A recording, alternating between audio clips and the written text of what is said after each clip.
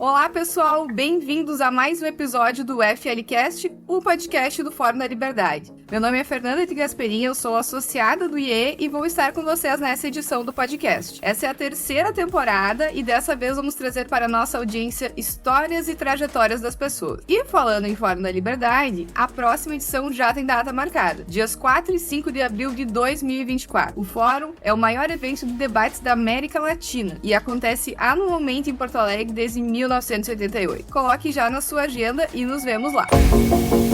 Você ouve agora FLcast, o podcast do Fórum da Liberdade.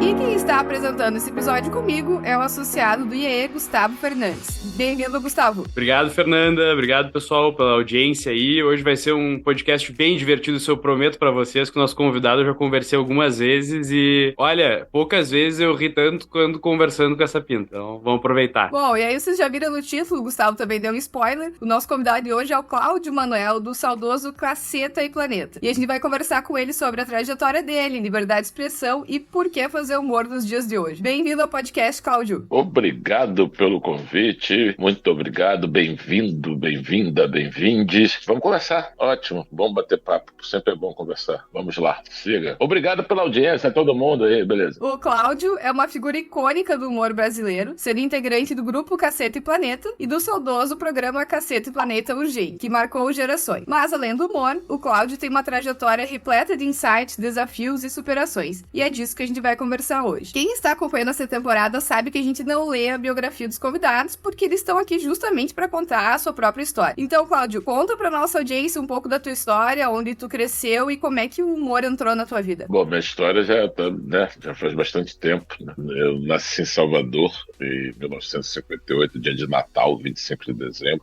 Aos 6 anos de idade, por razões familiares, na verdade, por necessidades paternas, a minha família, né, mudou para o Rio, eu mais meus 2 irmãos, cresci no Rio de Janeiro. Sempre educado em escola pública, família da chamada classe média de baixa para baixíssima, e fui final da década de 70, início da década de 80, por conhecer o Marcelo Madureira, que era meu colega de colégio, ingressei no Caceta Popular, na época, que era um jornalzinho surgido na engenharia, na FRJ do Rio de Janeiro, Federal do Rio de Janeiro, criado pelo Marcelo Madureira, na minha época, do colégio Marcelo Barreto, Beto Silva e Hélio de la Penha, que eram da turma de engenharia, e fizeram um jornalzinho lá para brincar com uma coisa de local, né? Professores, falta de mulher na engenharia, na época, zoar o movimento estudantil, que já era uma coisa, digamos assim, meio iconoclasta, porque como todo mundo era contra a ditadura, você não zoava quem estava do seu lado. Então, você zoar o movimento estudantil já criou um certo barulho, porque você tinha que, né, sacanear os militares, o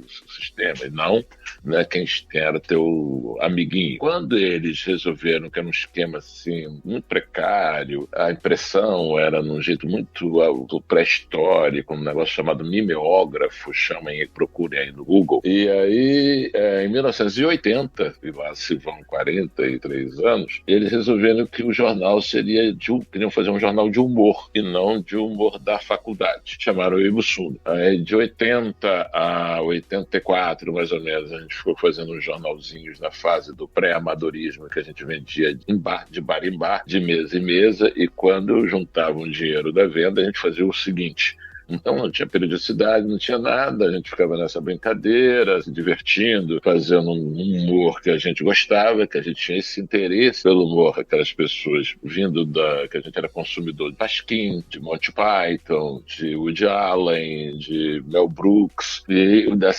não era uma cena, porque a gente tinha muita distância, a gente não tinha internet, quando as coisas chegavam assim como uma garrafa no oceano, você abria para ver e descobria as coisas às vezes né, fantásticas, como e fundadoras, como Monty Python, e coisas aqui também, as Drupal. Então era essa cena, né? E a gente começa ali nesse underground, né, nessa coisa que chamava da imprensa nanica. A gente não era nem nanica, a gente era nano, né? A gente era microscópica, até que surge o Planeta Diário como um evento nas bancas, e era o do Hubert, Cláudio Paiva e Reinaldo. Eles já eram, assim, além de desenhistas, cartunistas, eles já vinham do Pasquim como jovenzinhos do Pasquim. Então, eles já conheciam o mecanismo de distribuição. Eles até tinham sido leitores da gente na cena underground, mas eles já surgiram em outro patamar. Então, de repente, quando o Planeta Diário surgiu, bombou, era meio um período ali, direta já, a ditadura já ficando bem dita mole, já chegando ali uma cena, né, de transição democrática, ou seja, com a censura oficial, federal, governamental, estatal, muito mais afrouxada, e surge o Planeta Diário, a gente do nada da cena underground, a gente vira pó, né, porque a gente vira os imitadores do Planeta Diário, e aí, taticamente, em vez de desaparecer, a gente bateu na editora do Planeta Diário e falou: a gente tem essa outra publicação aqui, a gente já tem um jornal, então a gente faz revista. Então os caras toparam, e de repente a gente começou a ter o Planeta Diário jornal e a Caceta Popular revista, ficou nas bancas, rolando nas bancas, cada um vendendo 100 mil exemplares, cada um por mês, mais ou menos, e a gente ficou com essa fama de famoso, mas nessa cena muito restrita, muito Zona Sul do Rio de Janeiro, né, aquela coisa ali, né, o embrião do futuro Projaquistão, então essa coisa ali, Rio de Janeiro, Leblon, aquela coisa ali, sim, praia, né, e a gente trafegava ali, universidade, beleza. Até que a vida foi seguindo, e com essa fama de famoso, na cena underground, a gente acabou sendo convidado, grupos separados, a gente se conhecia, a gente colaborava, mas não trabalhava junto, colaborava um na publicação do outro, a gente mandava um texto pro Planeta, o Planeta mandava umas coisas pra gente, e até que a gente foi ser chamado, passamos por uma espécie de um Enem, de um teste, se a gente conseguiria escrever roteiros, porque o SBT contratou o Jô Soares, de surpresa, deu um desfalque na programação da Globo, que o Jô Soares ocupava literalmente um imenso espaço na programação, e com muito sucesso há muito tempo. Então tinha as terças-feiras, então eles precisavam e criaram um projeto chamado Projeto Humor Novo. Nesse Projeto Humor Novo, capitaneado pelo Guel Arraes e o Cláudio Paiva, que já tinha saído do Planeta Diário para ser meio assim um roteirista, o Guel era um cara mais assim, diretor da imagem, e o Cláudio era da criação do texto, né, essa coisa, do desenho. E aí eles fizeram esse projeto, que na época chamava Humor Novo, e eles convidaram, né, depois contrataram, assim, toda a cena que existia na época. Por exemplo, a redação tinha gente que do Caceta Popular, a galera do Planeta Diário, Luiz Fernando Veríssimo, Miguel Falabella, Pedro Cardoso, Mauro Razzi, Patrícia Travar, todo mundo, de Asdrubal, a galera de São Paulo, a Laerte, Glauco, a galera da cena, tinha quadrinhos, a galera do besterol do teatro, a galera, então tinha uns, você vê o crédito do TV Pirata, parece meio um dream team daquela geração, e todo mundo estava ali, ou na redação, ou no elenco. O elenco também trazia a novidade de não ser um elenco identificado com o humor que existia. Não eram os comediantes que tinham maravilhosos, o Gildo Ribeiro, o Paulo Silvino, todos que estavam ali nos programas do Jô Soares, do Chico Anísio, dos Trapalhões. Era uma galera que vinha de novela, do teatro. Eu tinha Débora Bloch, Cláudia Raia, Marco Nanini, Leila Torraca, que era uma galera que não tinha feito programa de humor, então foi fazer humor. Então o TV Pirata revolucionou essa questão de um casting, que era inesperado, uma redação, que era a cena da época, e também algumas coisas de linguagem. Por exemplo, a gente foi o primeiro programa que pelo menos eu tenho notícia, que não tinha claque, que a gente não quis ter claque, porque a gente odiava a claque, basicamente isso. E as pessoas perguntavam, mas por que não vai ter, como é que o público vai rir? A gente, quando foi engraçado, entendeu? Quando não foi engraçado. Então essa tutela também sobre a plateia, sobre o espectador, sobre essa coisa que essa gente burra que nos assiste, precisa ser guiada, né? Isso também sempre existiu, e a gente, obviamente, como a gente vinha da plateia, a gente nunca achou isso. Com o TV Pirata veio, aconteceu, a gente obviamente mudou de patamar de várias coisas, como profissional, a gente, paralelamente à contratação para o TV Pirata, a gente teve uma pessoa que foi muito importante na vida da gente, que era era um fã, um cara que do show, do mundo do show, trabalhava em curador de festival de jazz. Ele tomava para fazer a programação de uma casa de jazz no Rio de Janeiro, que às segundas-feiras não abria, funcionava. E aí ele chamou a gente se a gente não queria fazer um show. E o Caceta Popular e o Planeta Diário. Daí, nessa época, a gente tinha acabado de ser contratado para o TV Pirata, para ser redator. Então foi uma simultaneidade. E, ao mesmo tempo, o que aconteceu foi tão simultâneo que o TV Pirata estreou no dia 5 de abril de 1988 e o show da gente estreou no dia 4 de abril, na véspera. E foi coincidência, a única coisa que foi, porque a gente tinha acabado de ser contratado pela Globo, e quando ele falou, topa fazer um show, a gente falou, topa, mas a gente não quer fazer um show de sketch, porque a gente estava escrevendo sketch para Regina Casé, Fernando Guimarães, Pato Raco. E a gente resolveu, então, porque o Reinaldo era músico, baixista, eu tinha um cara que era muito brother, meu irmão de uma namorada, o Mu, ele tocava, chamamos os caras para fazer uma banda, eu morava com o Mussunda e o Beto, o Mussunda tinha um monte de letra de música, letra sem música, para virar música um dia, que sei lá quando viria, a gente transformou essas músicas em repertório, compusemos outras letras juntos e fizemos show no Jazz Mania, que deu uma bombada, calhou de casar com TV Pirata, e começou a virar cult, um negócio que era meio despretensioso. A gente acabou indo para uma casa maior, Canecão, fizemos em São Paulo, no Vala, rodamos, gravamos um disco da Warner, que teve 2 músicas que bombaram nas paradas de sucesso. E aí, quando a gente estava ali nessa paralela, escrevendo TV Pirata, já fazendo shows dessas músicas que aconteceram, e a gente já tinha um show montado, rodando, o show foi ganhando patrocínio, produção, envergadura para plateias maiores, não sei o quê. O Pantanal, né, a primeira versão da Manchete, foi produzida e naufragou a programação da Globo. A Globo cancelou toda a linha de shows que o TV Pirata, Globo de Ouro, Delegacia de Mulheres e outras coisas, toda a linha de show. E a gente teve que fazer um projeto novo. O projeto novo que a gente propôs foi o Cacete Planeta Urgente. O Cacete Planeta Urgente não foi aprovado porque ninguém sabia quem era a gente, mas tinha Doris Guise, que é uma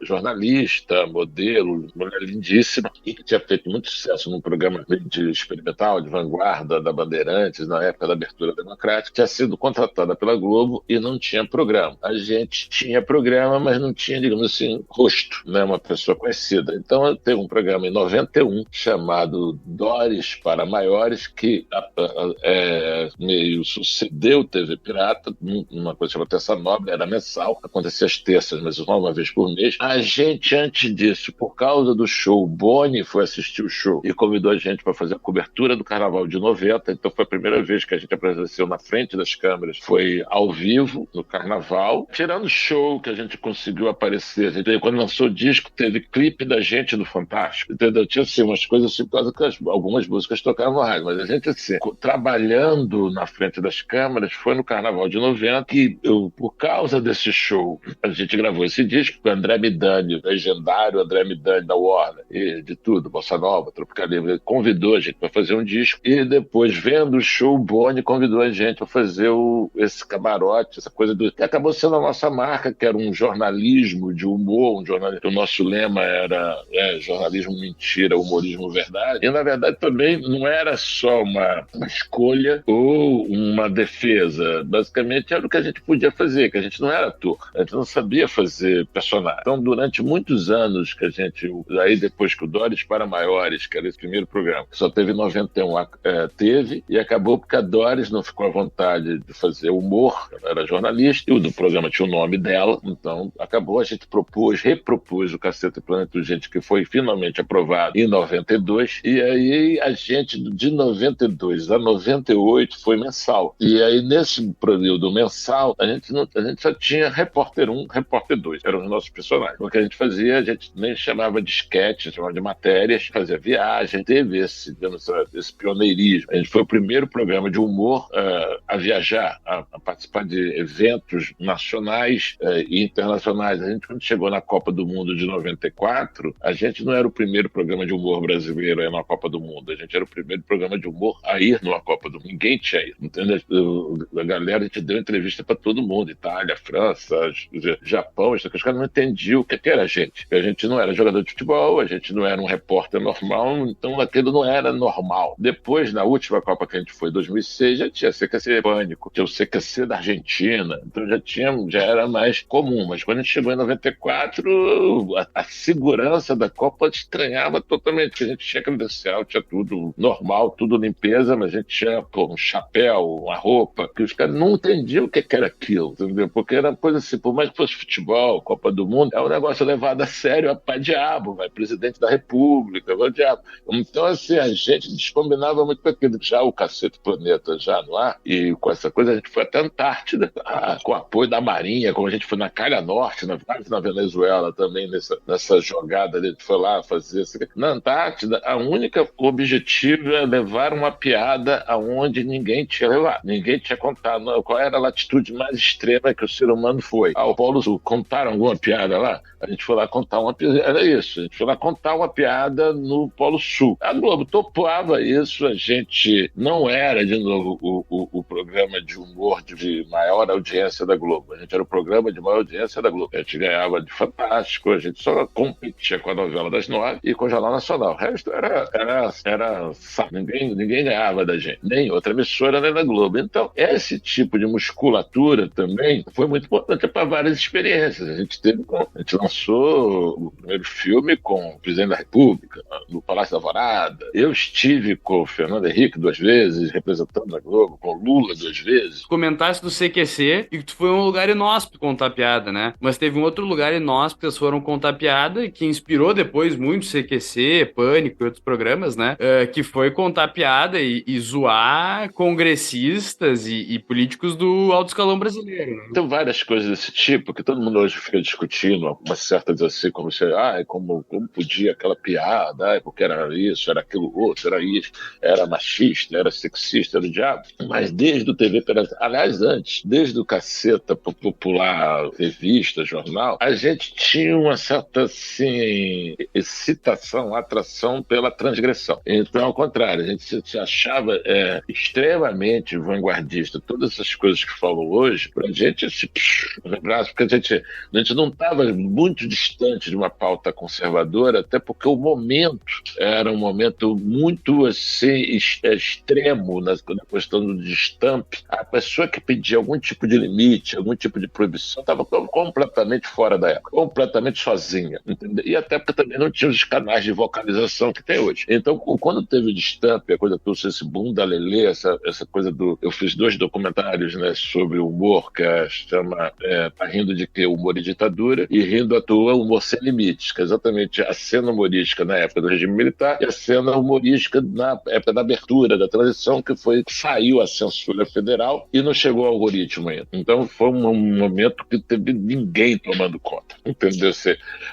A Globo queria transgredir, a Globo queria contratar os malucos, entendeu? Então teve o mainstream estava seduzido por isso, pela MTV, tudo que o Daniel Filho queria fazer era programas tipo MTV, entendeu? Armação Ilimitada, TV Pirata, a coisa da edição clipada, o clipe, várias coisas que seriam uma modernidade, o caramba, era exatamente essa coisa, digamos assim, uma certa fúria democrática, né? Que a gente também, como a democracia ficou meio assim, take for granted, mais ainda estabelecida, ficou meio assim, né, uma velhota que as pessoas até admiram o passado, mas acham que sempre existiu e não prestam muita atenção.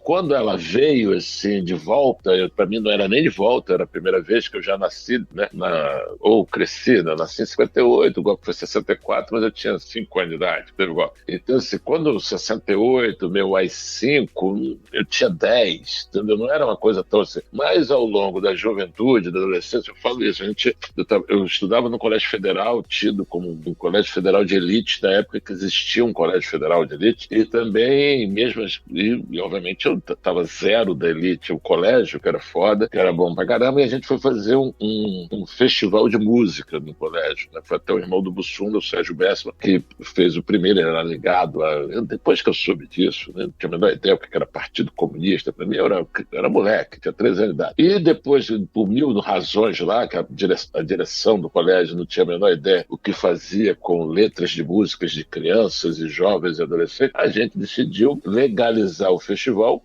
Então a gente ia na Polícia Federal, levava lá 70, 80 músicas de alunos inscritos, alunos de 12 anos de idade, 13 anos de idade, falando meu amor, o diabo que fosse, ia lá no departamento da Polícia Federal, obviamente sempre sem paciência nenhuma, dava uns carimbos lá e a gente tinha. Então essa coisa da censura estatal, da censura governamental, do censor famoso, todo mundo sabia o nome de censor, a gente viveu isso, né? E agora a gente também viveu, digamos assim, uma juventude, uma pós-adolescência, na decadência desse regime em termos de expressão da brutalidade. Então a gente não viveu, a gente não achava que ia ser preso e torturado, nunca passou isso na nossa cabeça. A gente tinha dificuldade de arrumar gráfica que topasse imprimir o jornal. Eu achava que o jornal era porra, putaria, sei lá o quê, sei lá, isso vai dar problema, isso aí é censura. Então era mais difícil arrumar quem topasse imprimir o jornal, ou seja, que hoje em dia nem, obviamente, é uma coisa pré-histórica falar, imprimir jornal, distribuir mão a mão, não sei o quê, do que efetivamente a gente tinha medo da polícia, entendeu? Se não era isso, ou da censura. Mas, ao mesmo tempo, quando veio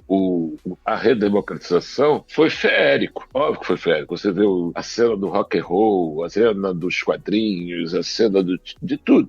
Então você tinha uma descobertas até do mundo, né? Que você realmente podia receber coisas. A gente só foi ter cartão de crédito com validade internacional no governo Collor, desde 1990. Você não podia. Então, o Brasil era isolado pra caramba. Brasileiro era um negócio distante de tudo.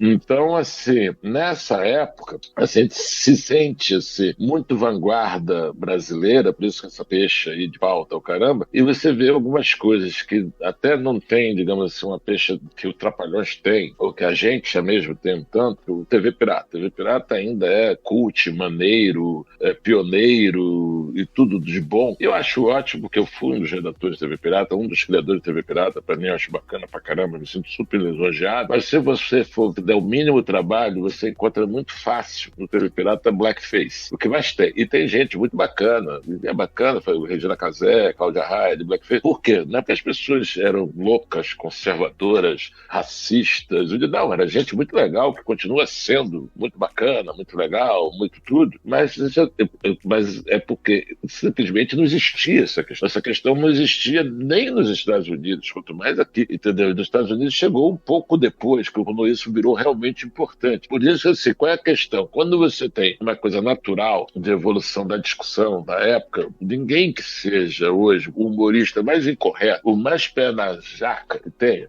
não quer fazer blackface. Por quê? Porque é antigo.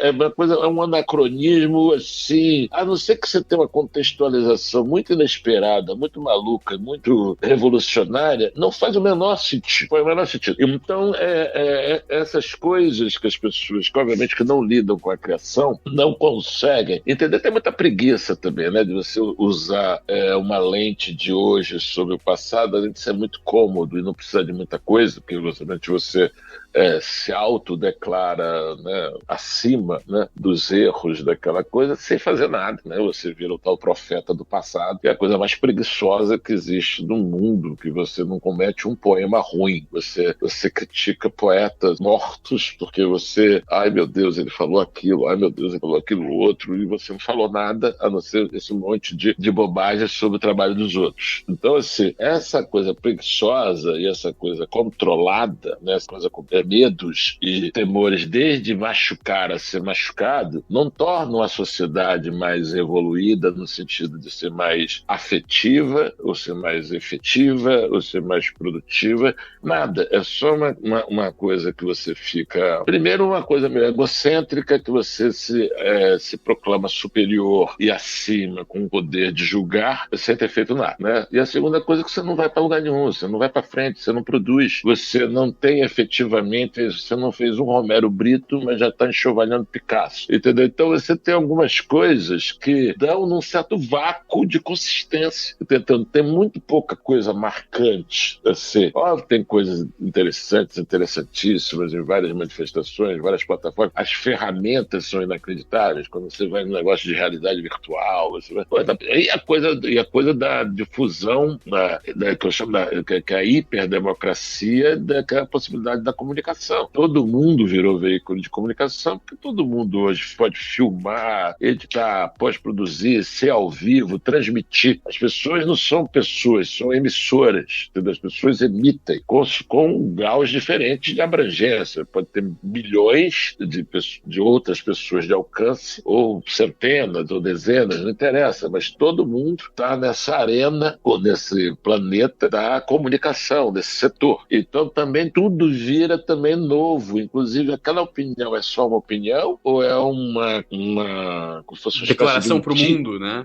Até uma espécie de um teaser de um negócio, entendeu? Porque a pessoa também está jogando com uma plateia que também é consumidora, que ele também tem concorrente. Você tem o nicho hoje, ele passa a ser muito mais uma necessidade, uma obrigatoriedade, do que uma simples casualidade, uma coisa assim que, tipo assim, gente, vamos dar as mãos, pra quê? Qual é o negócio? Por quê? É muito melhor você ter cada um no seu quadrado e cada um não só protegido, como também repercutindo e até vendendo dentro desse quadrado, e você, dentro da sua trincheira, você tem muito mais preocupação com quem concorre com você do que você tem uma preocupação do quem pode se aliar com você, que é a história, a trajetória até hoje de qualquer transformação, qualquer avanço. Você avançou e transformou, tirando as ditas revoluções, que são basicamente reacionárias, elas tendem a dar numa coisa, né, o contraponto do que se propunha, mas na questão das relações sociais, civis,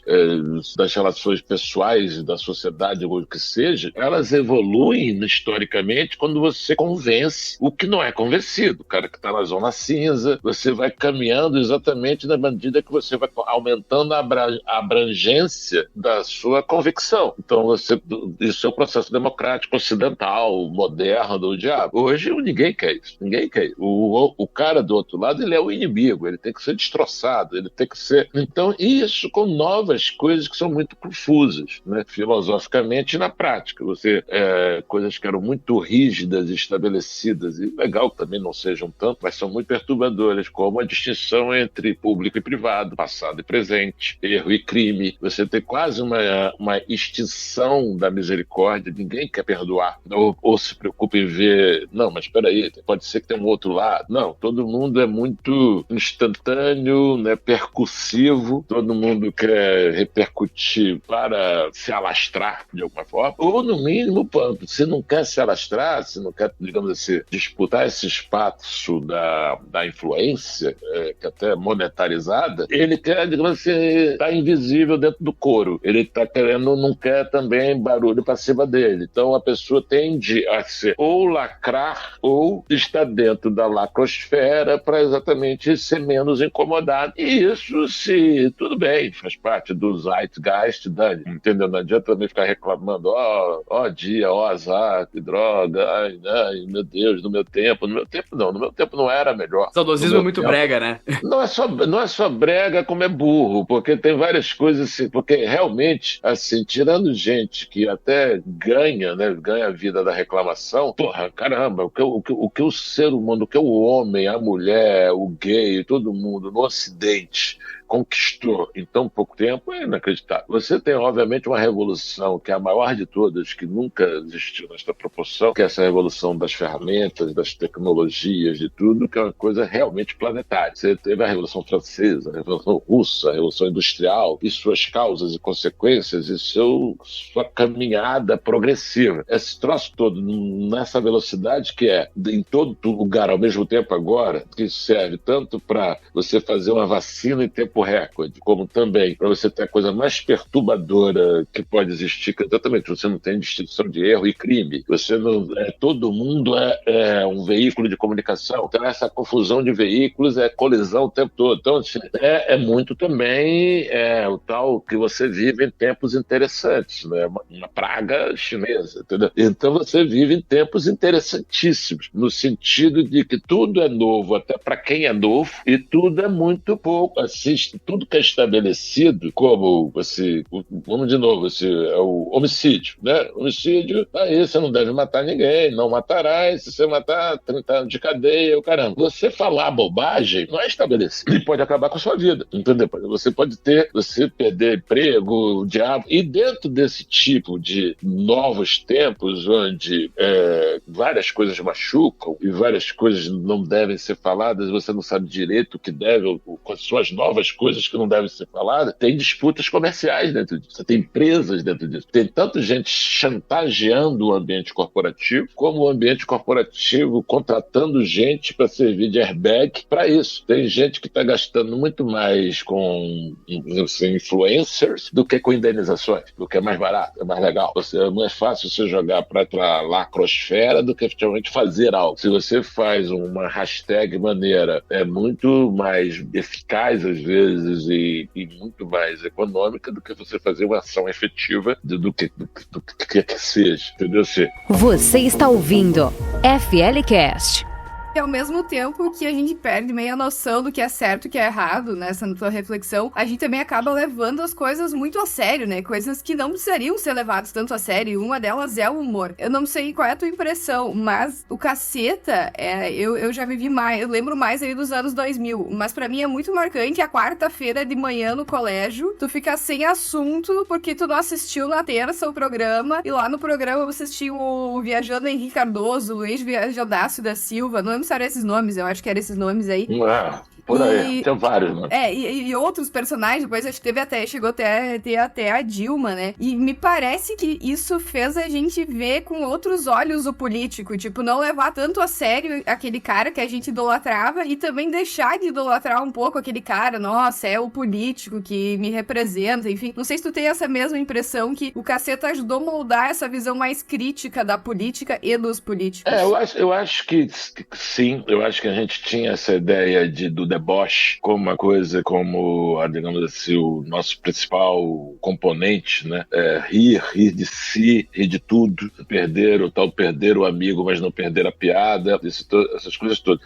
Mas tem uma coisa que você falou que é o mais importante, não o mais importante, mas que é bem relevante, né? Que você falou assim, quarta-feira, entendeu? Esse hábito, essa comunhão de que as pessoas viam a mesma coisa, ou compartilhavam, ou mesmo que não gostasse ou gostasse, então as opiniões não precisavam ser monolíticas. Mas a ideia, quando você pensa assim, a gente ficou 20 anos no ar, só o tempo disso já é inimaginável, mas a gente ficou 20 anos no ar, na terça-feira, depois dessa coisa, por quê? A gente ocupava um troço por causa do sucesso, chamado grade. Só a coisa chamada grade já parece uma coisa medieval para qualquer pessoa, e é.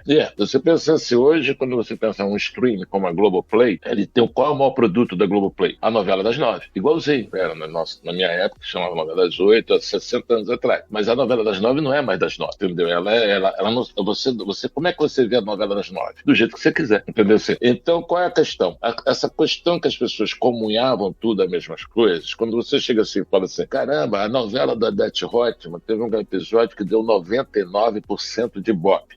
Bacana, era uma novela maneira, mas não é um episódio que foi marcante na dramaturgia, é uma época. Porque as pessoas só tinham isso para ver, entendeu? E viam de outra jeito. Então, se existe uma crise de humor, é óbvio que a TV aberta não tem a menor condição de fazer humor hoje em dia, exatamente porque as pessoas são muito nichadas, e você fala para um Brasil de audiência, onde muita gente, não todo mundo, a maioria das pessoas não está nem aí para isso, que as pessoas têm que pagar boleto, vão a baile funk, que é completamente incorreto, não estão nem sabendo da discussão de linguagem neutra, que se dane. Mas quem produz, quem distribui, quem, digamos assim, lidera esse processo, ele é muito complicado você fazer hoje uma piada ou uma coisa, um conteúdo de humor, até porque todo mundo está muito vigilante em relação ao humor, é uma discussão imensa e todo mundo pode ter. Falando isso, as pessoas hoje exigem seriedade do humorista e não do governante. O governante pode falar várias bobagens e várias ideologias que se trocaram, que se dedicam a isso. Falam bobagens diárias, cotidianas,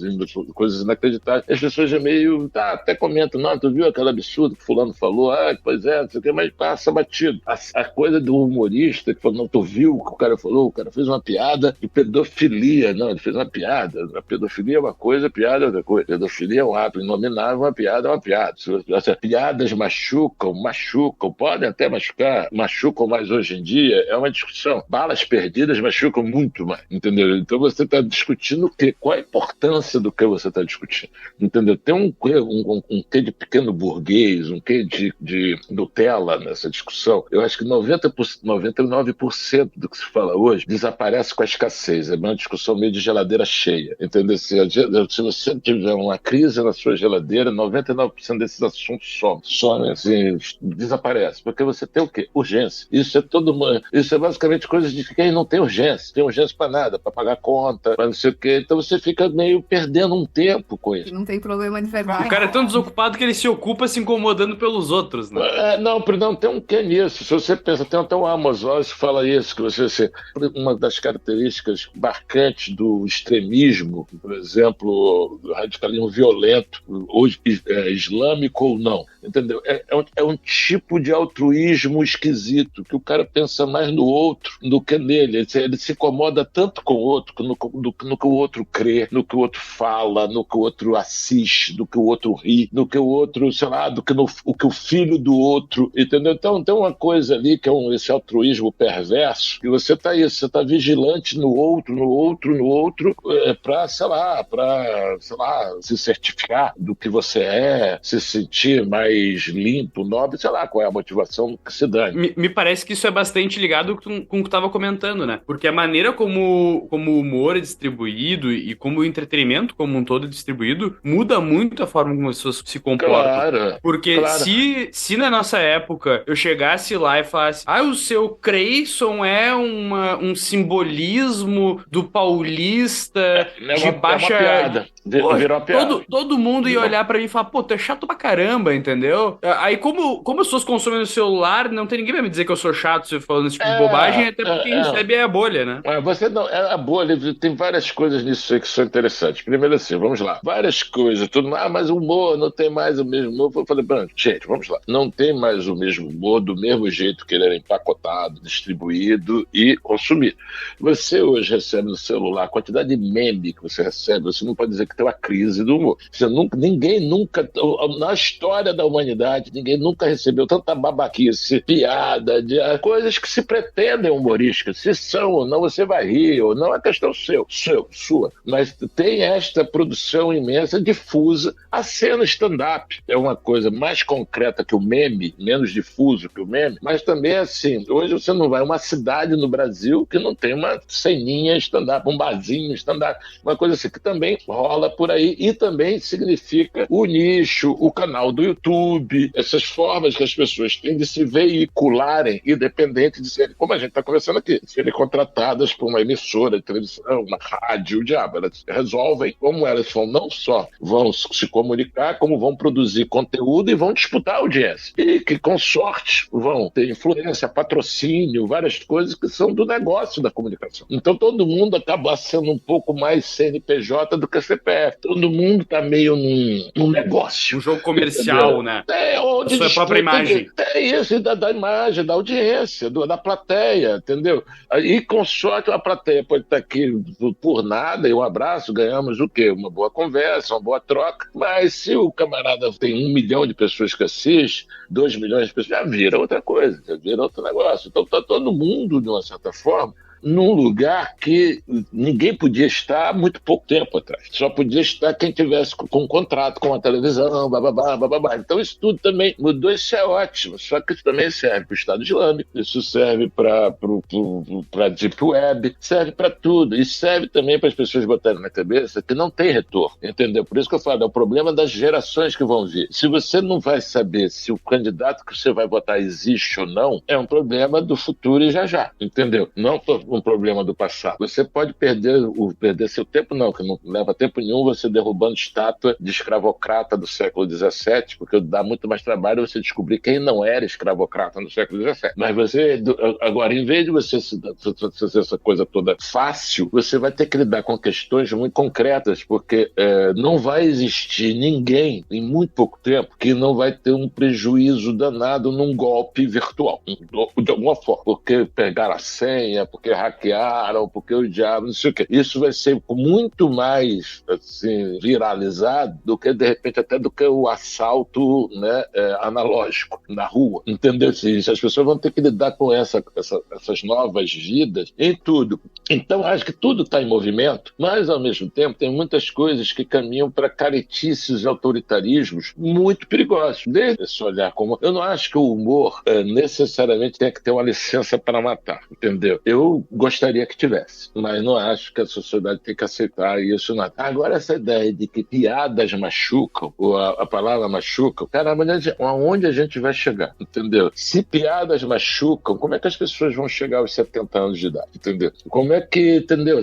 Qual que nível de frescura e fofice as pessoas vão construir a utopia delas? Porque, de novo, todas as utopias, elas nascem fofas para quem acredita nela. Todo mundo, e nada mata mais, mentira, depois de vírus, bactéria, o caramba, do que utopia. Porque a ideia de que você tem esse mundo que está na cabeça das pessoas, onde...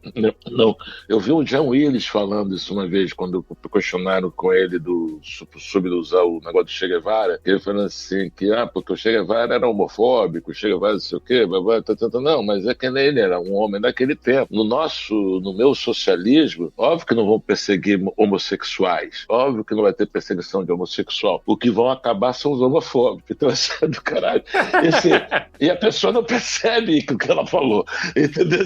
Não, assim, então é isso, mas é isso. Então essa ideia de que você vai, né, assim, limpar, né? Você caminha para isso, cara, isso é a motivação de tudo, desde o paraíso, né, da ideia que pelo menos era para a vida eterna, para os mortos, até as revoluções. A ideia é que você vai ter respostas simples para as coisas complexas, e em geral isso tudo, né, vem com muita violência, e em geral isso tudo também vem com a ideia, primeiro, que você está sempre preenche de razão. Ninguém censurou, ninguém queimou livro, ninguém torturou, ninguém matou, ninguém cerceou achando que estava errado. Nunca existiu isso. Entendeu? Todo mundo que foi preso, torturado, não sei o quê, foi porque estava dissendindo, estava sendo subversivo. Por exemplo, o Léo Lins foi agora, todo mundo assim, não, que foi ameaçado de prisão. Mas você viu o que ele fez? Não tem a menor ideia. Mas você viu o que o pessoal do Pasquim fez quando foi preso? E todo mundo, eu também sou fã dos caras. Não, mas a alegação era a mesma.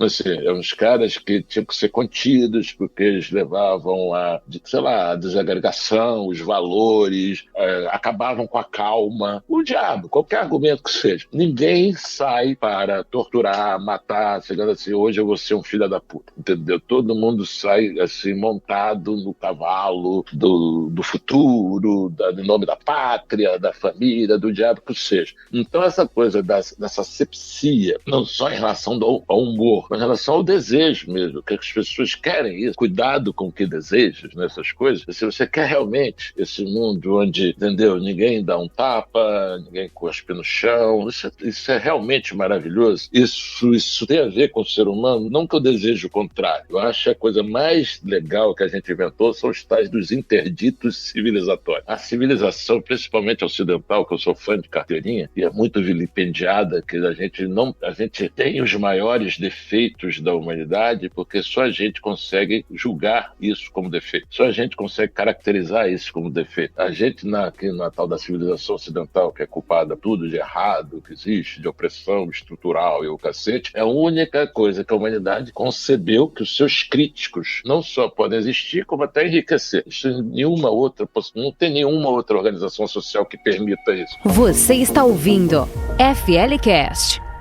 Tu comentou sobre censura, né? Na época do Pasquim, a gente tinha ali era a ditadura, e não só o Pasquim, muita gente sofreu, na época do teu colégio lá, o negócio de carimbar a música, tinha aquela censura do governo, e hoje a gente tem essa censura da massa, né? Do povo que vai dizer ali, não, mas isso aqui tá, que a gente comentou, vai estar me machucando. Então, além, a gente não tem uma censura instaurada, a gente só tem algumas pessoas que gostam de regular um pouco, mas a gente tem essa massa regulando também. Tu acha que isso é pior, tipo, pra quem tá fazendo humor ou propriamente se exercendo a sua liberdade de expressão? Bom, vamos lá, né? A censura oficial do Estado, ela é uma desgraça, né? Uma burocracia que gera regulamentos, normas, absurdos, burrices, e tudo é uma censura do pensamento feita por funcionários pagos pelos impostos da população. Só isso tudo é um absurdo. Não sei o que é pior, mas quando a própria sociedade civil, né, ela mesma tem mecanismos para criar lixamentos, cancelamentos e tudo, é uma coisa assim, você fica na dúvida. Pelo menos de um lado você sabia as regras, agora você não sabe tanto. Mas eu não acho que isso é o mais importante. O mais importante é quem é que está fazendo, quem é que representa isso. Quando você tinha lá o Departamento de Censura Federal, a assessora Solange Hernandes, Coriolano Nunes, o censor era famoso, você sabia quem atacar, quem fazer, protestar, contra quem lutar e denunciar o diabo, ou não, driblar, aprender a regra do jogo. O que tem, como tudo é meio autodeclarado, os canais de representação, eles são, digamos, muito mais... O único parâmetro que você pode ter é o número de seguidores, porque as pessoas não foram eleitas, as pessoas não seguem leis consensuadas, as pessoas não lutam por implementações institucionais. Então, como tudo é meio... vem de tudo que é lado ao mesmo tempo e agora, óbvio que isso dá um pano para manga para várias coisas. Primeiro, realmente, para vários ovos da serpente de autoritarismos, que você começa a ter vocalizações de pequenos ou médios tiranos com públicos grandes exigindo que sua pauta seja aceita ou pelo Estado, ou por empresas, ou por tudo ao mesmo tempo, ou interfira na questão desde a educação até a questão dos empregos, o diabo, ou dos ressarcimentos, ou dessas coisas, e com pessoas que, exatamente, são autoproclamadas lideranças, líderes. Isso é uma coisa realmente muito confusa. É uma torre de Babel que você, se tem muita gente que está vivendo desse negócio de eu sou o líder, não sei o quê, o cara é nomeado para conselho de empresa, vira, não sei o quê, do board, de uma certa forma, para você, em nome de uma certa... chegar... É um tipo de pelego, né? Antigo sindical, esse cara que é meio contratado para ser o amortizador ou fazer a lavagem da, sei lá o que, da imagem da corporação, que cedeu a um tipo de pressão, que às vezes você toma assim, não, mas é legal, porque exatamente, a democracia é direta, mas você está certo, aquelas pessoas estão representando quem, efetivamente? Elas representam um discurso ou representam uma população? Elas representam uma agenda? Então tem várias coisas aí que são muito confusas. E no campo institucional, né, aí isso é no mundo todo, tá? Isso, pelo menos no mundo ocidental, até onde a gente tem informação, tem muita discussão por aí. Tem partidos políticos que surgiram de algoritmos, candidatos que surgiram de algoritmos e que foram eleitos, então o Bepo Grillo, tem várias coisas desse tipo aí que servem de exemplo. A Cambridge Analytics, coisas desse tipo, toda dessa interferência, digamos assim, no dia a dia do poder efetivo, de conquistar o poder efetivo. Mas você tem aqui, no caso do Brasil, um tempero especial que é realmente a questão do desequilíbrio dos poderes. Porque desde a redemocratização, desde a censura oficial, onde todo mundo caminha, para uma certa forma, para os caminhos e descaminhos da democracia, estou falando todo mundo, o executivo e o legislativo, que tem todos os seus problemas, todas as suas complicações, todos os seus atrasos, entendeu? Mas o judiciário é uma desproporção. Desde a redemocratização, talvez até por uma constituição hiperbólica que trata de tudo e tudo e tudo, o judiciário adquire uma musculatura, e principalmente a Suprema Corte, ultimamente, adquire uma musculatura que tem um quê de desequilibrado, ou muito de desequilibrado. Ainda mais quando você tem também, num mundo fragmentado, uma Suprema Corte que se fragmenta. Ela tem decisões monocráticas todo dia, então você tem 11 Supremas. Então, na coisa do equilíbrio do poder e da liberdade de expressão, onde pautas próprias viram ataques à democracia, à instituição, todo mundo, o l'état c'est moi, a ideia que me atingiu Estado, é complicado quando o Estado entra meio em metástase. Então você tem o Estado, cada juiz é o Estado, cada fulano é o Estado, então se você critica, você está atacando a instituição. Então tem uma confusão proposital nisso aí, que traz um desequilíbrio que você não... Aí eu não tenho a menor ideia se é conjuntural, se veio para ficar, se isso vem com um tipo de acomodação, que a gente é bom nisso, né? Que a gente acomoda mais do que fratura, mas ao mesmo tempo é uma coisa nossa, é uma coisa diferente. Obviamente que a Argentina tem suas coisas, todo mundo tem essa coisa dentro da... E também a gente não sabe o quanto isso se dá na vida real, quando as tais das instituições, elas efetivamente vão perdendo importância, elas não são mais isso de partidos, a igreja, por exemplo, você tem muito mais pessoas que você nunca ouviu falar, desde o cantor sertanejo ao pastor evangélico, ao diabo, você não sabe quem é, mas tem o cara locomove milhões de pessoas. Então isso, de repente, qual é a representatividade desses novos players? Entendeu? Eu não tenho a menor ideia. Agora, qual é a representatividade dos velhos players? Certamente é menor. Da mídia tradicional, dos partidos políticos, da igreja, e da própria família, entendeu? Tem várias coisas que você via como os únicos canais de representatividade ou de tudo, que hoje em dia não são mais os mesmos. Eu lembro muito quando tu tá falando das instituições, de um programa que vocês fizeram, que inclusive revi recentemente, é quando vocês falaram dos anões do orçamento. Lembra desse escândalo? Eu lembro do escândalo, eu não lembro do programa. No programa, vocês entrevistaram vários deputados, inclusive o Bolsonaro, quando ele ainda era um deputado desconhecido e tal. E aí,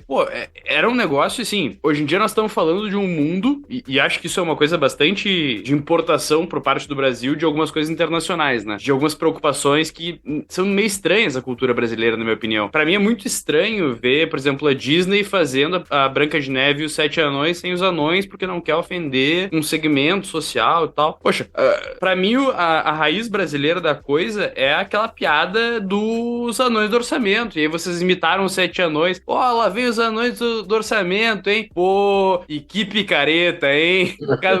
Era genial. Vocês já fizeram até uma versão do A Cabeleira do Zezé, não é? Há pouco tempo aí que vocês tiveram que mudar a letra. Olha a cabeleira do Zezé. Não, isso na verdade é mais doido ainda, porque assim, a gente fez um número, um show da gente, que depois a gente usou de algumas formas assim, variadas no programa, mas na época a gente não tinha nem programa, a gente fazia o show em 1990, que era um show nosso, que a gente tinha um número chamado Politicamente Correto, entendeu? E o nosso show era interrompido por militantes, isso tem 33 anos, e que militantes exigindo que tivesse um repertório politicamente correto. Tinha um índio, um gay e um negro, o Hélio, provavelmente o negro, o índio era o Bussunda e o gay era o Madureira. Então, falando o protesto, esse show o texto era esse show é politicamente correto, e exigindo que tocasse um repertório politicamente correto. Aí tocava, o índio chegava e cantava índio quer demarcação de terra, se não der ele vai se organizar e lutar pela sua cultura. Aí tinha o negro que era o Hélio, que cantava o negro era afrodescendente que não se penteia conforme o estereótipo do negro europeu, do branco europeu, né? Conforme o estereótipo do branco europeu. E quando chegava o gay, que era o Marcelo, chegava, olha a cabeleira do José, se ele for a opção dele, ninguém tem nada a ver com isso. Isso é 1990, entendeu? É só que essa coisa já existia, vinha, você já fala, não pode mais falar não, agora é verticalmente prejudicado, não pode ter...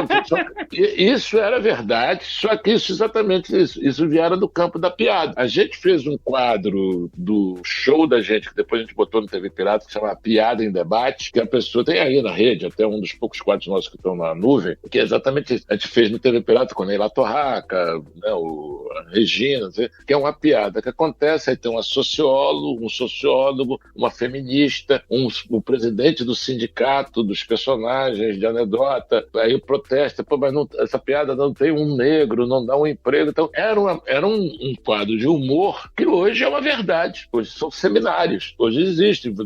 Agora deve estar acontecendo alguns seminários discutindo se a piada reproduz o estereótipo do racismo estrutural. Então tem várias coisas da problematização da discussão que eu acho que leva a várias coisas. Primeiro, uma pobreza da própria discussão, que a discussão fica meio risível, meio babaca, entendeu? A segunda coisa coisa que eu acho que é da questão da problematização, que você vai num mundo onde as pessoas elas dão muito mais importância aos seus problemas, às suas questões, às suas fragilidades, aos seus machucados, do que efetivamente a tocaram a vida, serem criativas.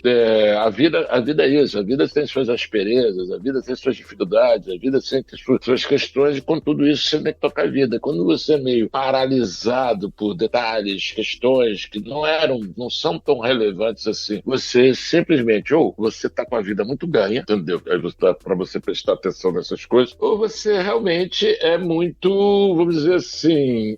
Mala.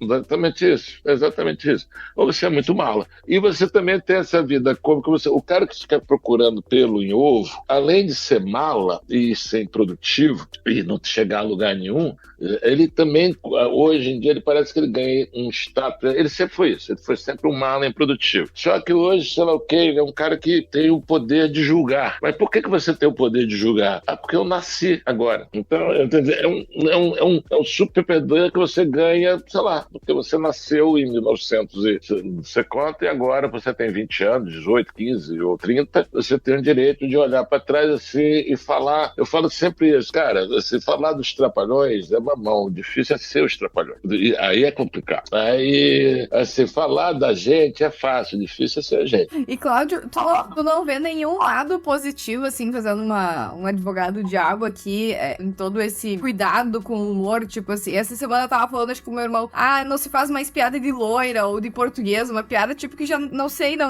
eu continuo achando engraçado, eu sou loira, continuo achando engraçado, mas é um negócio que não se faz mais, é um negócio que ficou pra trás. Tu acha que tem algum lado positivo nisso, em cuidar ou não. Tá fazendo piada? Vamos lá. Eu sou português, então eu não entendi a pergunta. Não, tá bom. E é engraçado que ela é loira e entendeu, né? Então o negócio é muito louco. É raro, mas acontece. O negócio tá muito estranho. Não, é polêmico isso. Eu vi uma piada de loira hoje, de um TikTok, essa coisa que eu acho que... Quer contar pra gente ser cancelado aqui ou não? Não, era um vídeo que era exatamente... Não dá pra contar muito, que era um vídeo, que era uma menina loira, assim, falando assim, escrito errado, nós é loira, mas nós é não sei o quê, e aquela coisa que ela vai tirando o cartaz pra passar mensagem, mas ela tira sempre o de trás e fica sempre o mesmo, pra mostrar que...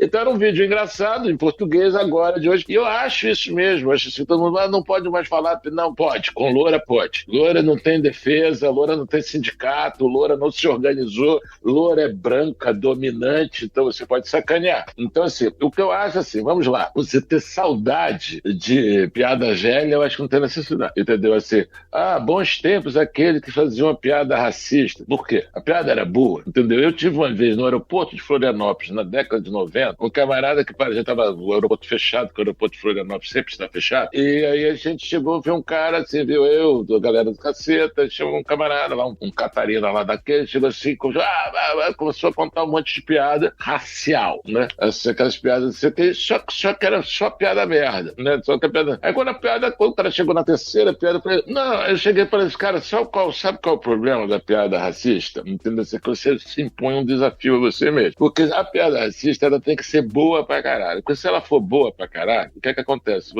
As pessoas vão rir sem querer, porque ela é boa. Então elas vão rir sem querer. Quando a pessoa ri, caralho, eu ri, fudeu.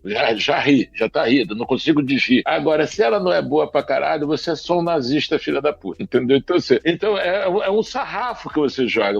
O Léo Lins tem isso com ele, que eu conheço. O Andy Kaufman, não conheci, mas é isso. Madureira tinha um negócio desse. Quer dizer, o que é que não se pode fazer piada? Eu vou fazer, entendeu? Não pode fazer piada disso, eu vou fazer. Por quê? Porque o meu tesão é esse. Só que é um problema, você tem que ser bom pra caralho, tem que acertar todo. Porque senão você só tá cumprindo meio assim, uma pautinha também, uma agendinha também, que olha como eu incomodo, olha como eu sou chatinho, olha como isso aqui. Tá tudo certo, tá tudo dentro da democracia. O que eu vejo de bom nisso tudo não é a questão dos impedimentos ou dos dodóis, embora eu ache o seguinte, piadas não são assim, impossíveis de... Claro que piadas podem machucar. Óbvio que piadas podem ferir, mas atropelamentos mais ainda, decisões governamentais mais ainda, e pé na bunda, tumores, várias coisas mais ainda.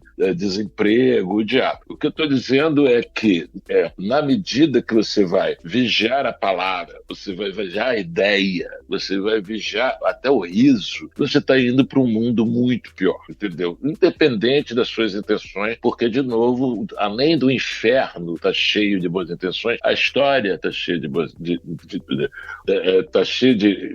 intenções infernais, entendeu? Boas intenções que deram errado. Porque todo mundo quer, nesse mundo fofo, nesse mundo onde todo mundo se abraça e sorri, isso não dá certo nem em Suruba, entendeu? Suruba tem suor, cheiro, entendeu? Coisas que, entendeu? Que não são programáveis, entendeu? Porque o ser humano programável é um terror, é a pior das utopias.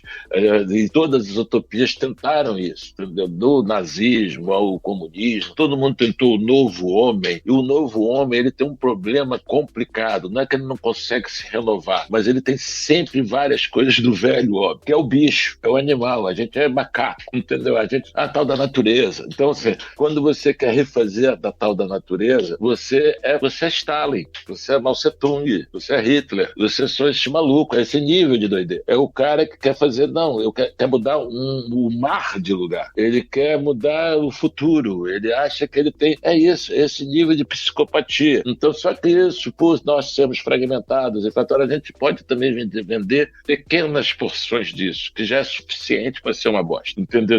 Já é suficiente para você estragar muitas coisas legais, como, por exemplo, a ideia que cor da pele não tem a menor importância. Você ter saído de cor da pele não tem a menor importância, que foi uma puta de uma conquista, um puta de um sofrimento, uma puta de uma miséria, uma puta de uma tragédia para ser cor da pele é a coisa que mais importa. Isso é a vitória póstuma do nazismo. Você, entendeu? Caralho, os caras ganharam, entendeu? Você chega assim, o maior horror que a humanidade viveu, caralho, que você... Pô, não é que você nasceu com a cor errada, você é um merda, você se fudeu, você lutou contra isso pra caralho, não. Hoje você tá assim, não, continua existindo a cor certa e continua existindo a cor errada, só que agora cheio de motivos, cheio de razão. Porra, de novo, ninguém foi filha da puta no mundo sem motivo e sem razão. É só isso.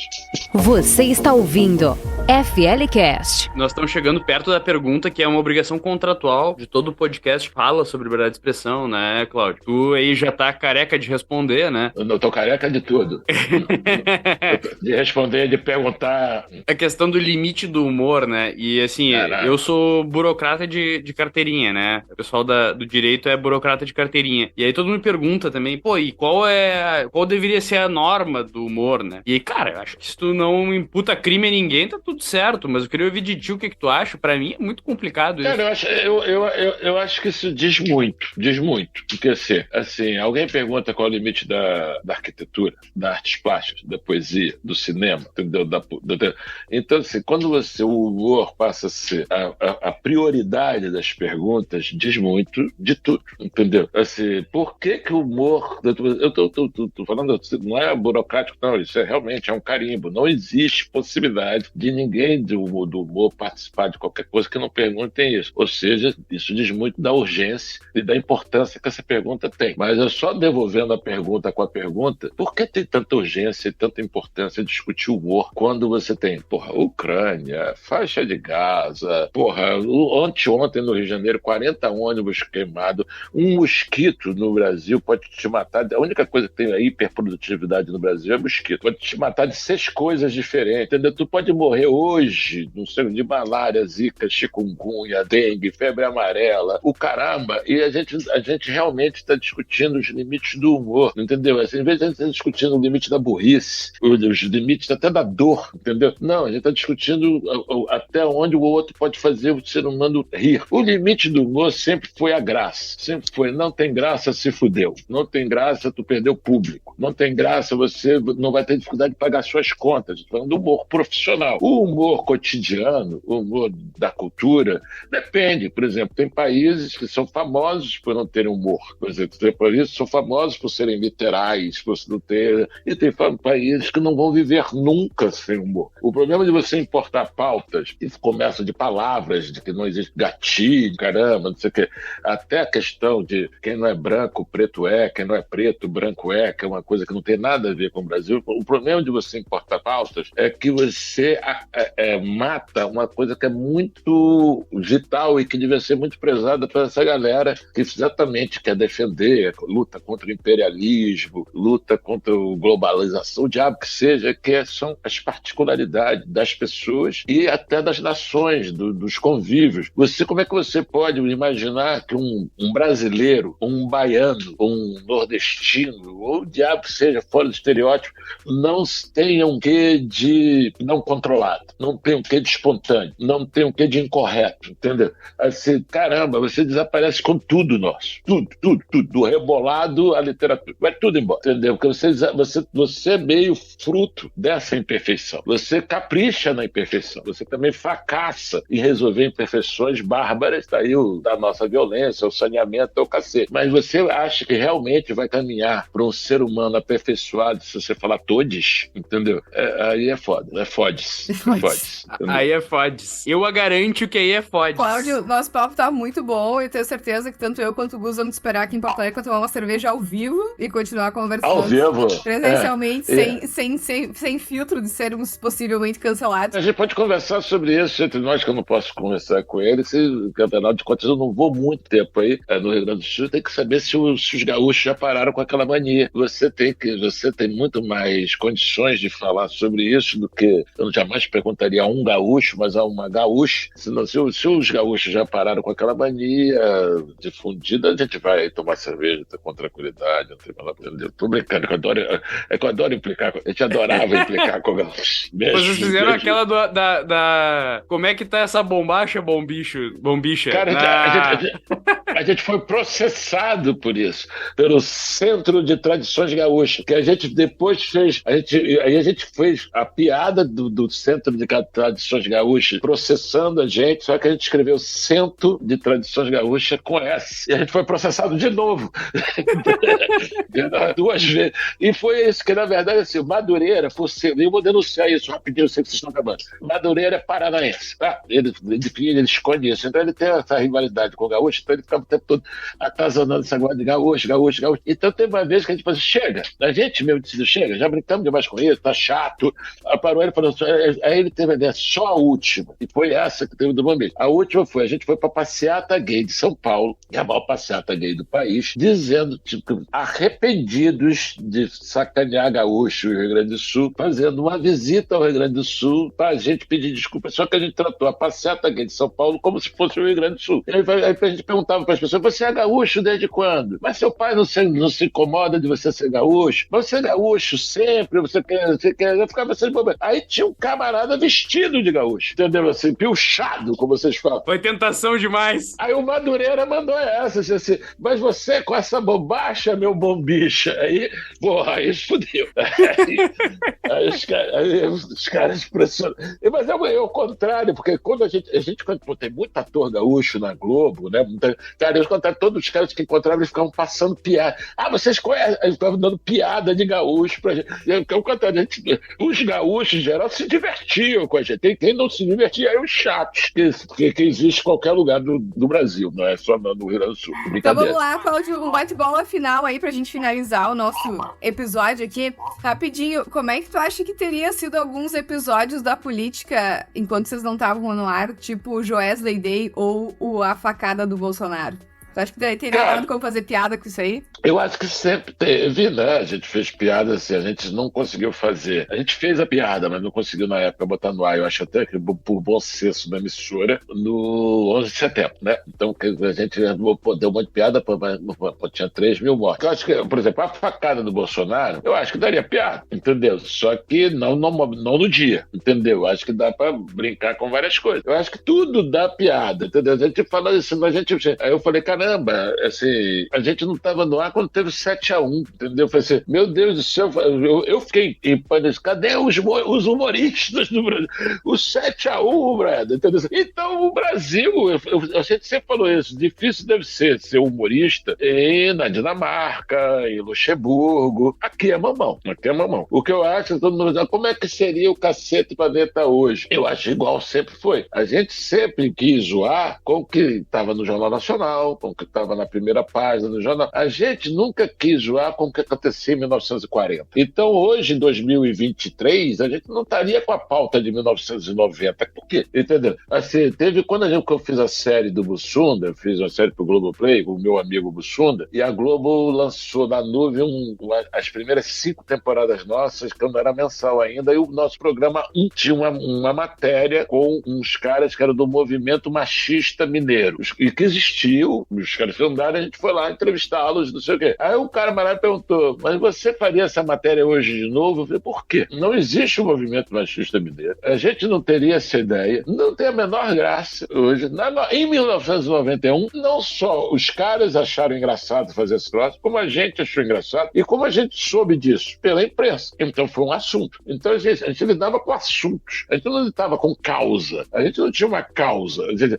A Maria Paula era mulher, a Maria Paula, por exemplo, que foi nossa moleca, não foi nossa mulher, foi nossa moleca, e a Maria Paula, a gente fez uma piada que virou o maior bordão dela, foi a gente que escreveu, ela deu milhares de entrevistas disso, e a gente usava isso no programa. Como é que é trabalhar num programa cercado de homem? Eu falei, não é homem não, é o pessoal do Cacete Planeta. A gente se sacaneava, entendeu? Então isso é isso. Então, assim, ninguém estava ali professando nada. Quando eu achei engraçado, que depois você começou a falar, não, existe o humorismo do bem, o humorismo do bem, como se de uma certa forma nós não tivéssemos sido. Então não era uma coisa dita diretamente, mas aconteceu de ser semi-dito, tanto que a gente ficou meio colocado a gente não é reverenciado por ficar 20 anos no ar, ao contrário, tudo que não puder lembrar da gente, parece que a gente fez isso, a gente fez alguma coisa assim, tóxica, que é melhor não ser, ou lembrado de vez em quando, mas não tanto. Aí eu assim, o que é engraçado é isso, que teve toda uma discussão sobre o humorismo do bem,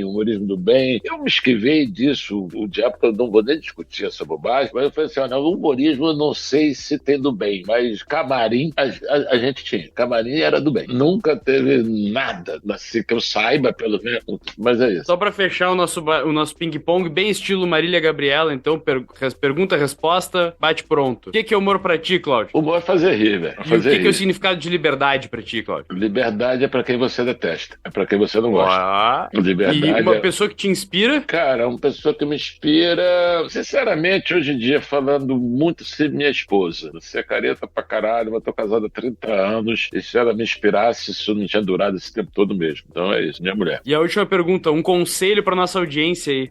Envelheça. Antes que seja tarde demais.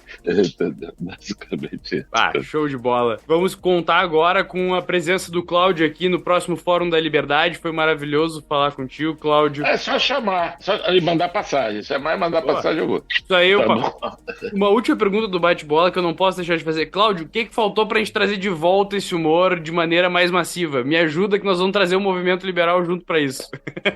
Cara, a resposta é de você, longa. Aí vai fazer outro episódio só sobre isso com o Cláudio. Só pra essa pergunta. Tá bom? Muito bom. Palavras. Obrigada, Cláudio. Beijo. Muito obrigado, abração. Valeu. Beijo. Valeu. Você ouviu FLCast, o podcast do Fórum da Liberdade.